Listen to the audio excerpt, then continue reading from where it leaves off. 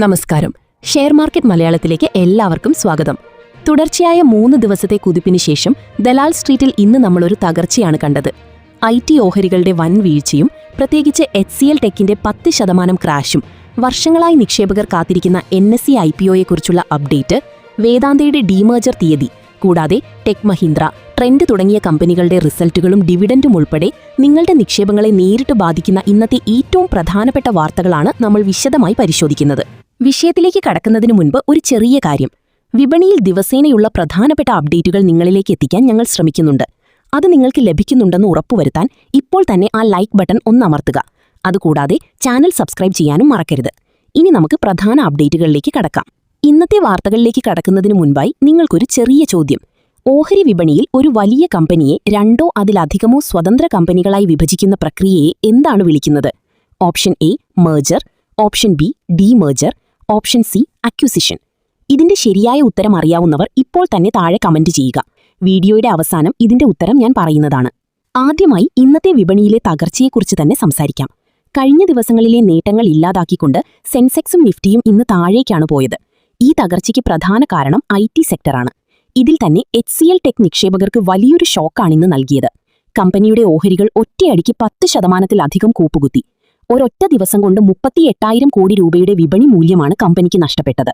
കഴിഞ്ഞ പാദത്തിൽ കമ്പനി മോശം ഫലങ്ങൾ പുറത്തുവിട്ടതും പ്രമുഖ ബ്രോക്കറേജ് സ്ഥാപനങ്ങൾ ഓഹരിയെ ഡൗൺഗ്രേഡ് ചെയ്തതുമാണ് ഈ പാനിക് സെല്ലിങ്ങിന് കാരണം.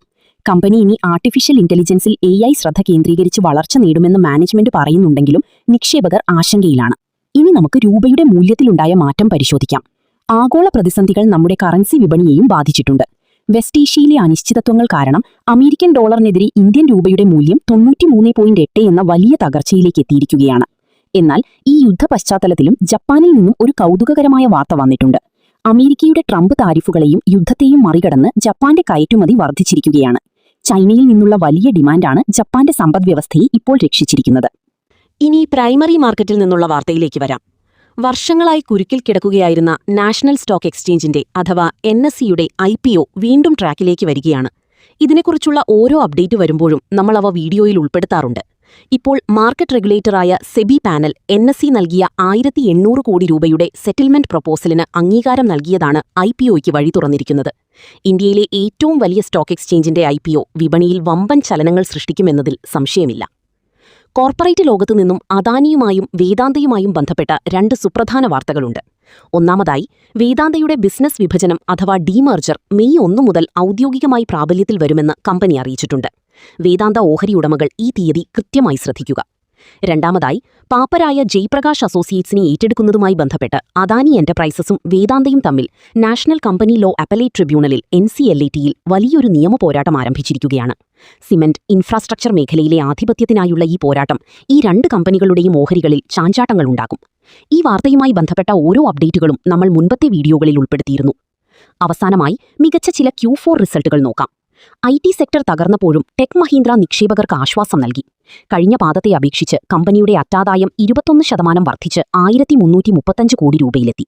ഒപ്പം ഷെയർ 1-ന് 36 രൂപ വീതം വമ്പൻ ഡിവിഡൻഡും കമ്പനി പ്രഖ്യാപിച്ചിട്ടുണ്ട്. ജൂലൈ 3 ഇതിന്റെ റെക്കോർഡ് ഡേറ്റ്. ഹാവൽസ് ഇന്ത്യയുടെ ലാഭം കഴിഞ്ഞ വർഷത്തെ അപേക്ഷിച്ച് 40% കുതിച്ചുയർന്ന് 1,232 കോടി രൂപയായി. 6 രൂപ ഡിവിഡൻഡും അവർ നൽകുന്നുണ്ട്. ടാറ്റ ഗ്രൂപ്പിന്റെ ട്രെൻഡ് തങ്ങളുടെ ലാഭത്തിൽ 33% വമ്പൻ വളർച്ച രേഖപ്പെടുത്തി. മികച്ച വരുമാനത്തിനു പുറമെ നിക്ഷേപകർക്കായി പ്രത്യേക ഡിവിഡൻഡും ബോണസ് ഷെയറുകളും ട്രെൻഡ് പ്രഖ്യാപിച്ചിട്ടുണ്ട്. ഇന്നത്തെ പ്രധാന അപ്ഡേറ്റുകൾ ഇവയാണ്. ഇനി ഇന്നത്തെ നമ്മുടെ ചോദ്യത്തിന്റെ ഉത്തരം നോക്കാം. ഒരു കമ്പനിയെ വിഭജിക്കുന്ന പ്രക്രിയയെ ഓപ്ഷൻ ബി ആയ ഡീമർജർ എന്നാണ് വിളിക്കുന്നത്. ശരിയുത്തരം കമന്റ് ചെയ്ത എല്ലാവർക്കും അഭിനന്ദനങ്ങൾ. നാളെ വിപണിയിൽ വീണ്ടും ഒരു റിക്കവറി ഉണ്ടാകുമെന്ന് നിങ്ങൾ കരുതുന്നുണ്ടോ? താഴെ കമന്റ് ചെയ്യുക. പുതിയൊരു വീഡിയോയുമായി വീണ്ടും കാണാം. നന്ദി.